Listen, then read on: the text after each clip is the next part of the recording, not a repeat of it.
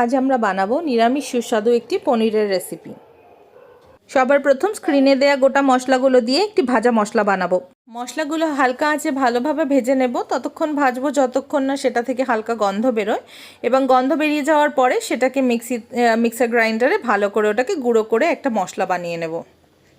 সেই একই মিক্সচার জারে আমরা আরেকটি পেস্ট বানাবো এবার, যার জন্য নেব 10 থেকে 12টি কাজু, 2 চামচ পোস্ত, টক দই এবং 2 টুকরো পনির।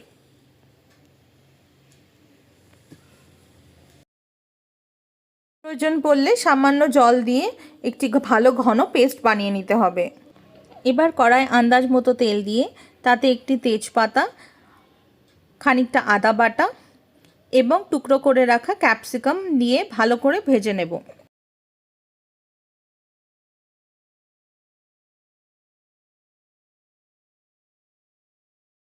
হালকা ভাজার পরেই যে ভাজা মশলাটা বানিয়েছিলাম সেটা দিয়ে দিলাম, এবং তার সাথে সাথে পনির এবং টক দইয়ের যে পেস্টটা সেটাও দিয়ে দিলাম। এবার ভালো করে নাড়তে হবে। কিছুক্ষণ নাড়ার পরে এর সাথে দিয়ে দেব টুকরো করে রাখা পনির। আপনারা চাইলে পনিরগুলো হালকা ভেজেও নিতে পারেন ঘি বা বাটারে। আমি এখানে কাঁচা পনিরই ব্যবহার করেছি। চাইলে পনিরগুলো হালকা গরম জলে ভাপিয়েও নিতে পারেন, তাতে পনিরগুলো আরও সফট হয়ে যাবে। কিন্তু আমার পনিরগুলো যেহেতু অলরেডি সফট ছিল, তাই জন্য আমি আর গরম জলে এটাকে দিইনি। এবার এতে দেবো স্বাদ মতো নুন।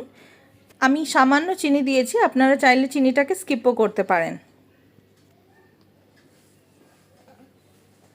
সামান্য উষ্ণ গরম জল দিয়ে এটাকে ভালো করে মিশিয়ে 5 থেকে 6 মিনিট চাপা দিয়ে রেখে দেব।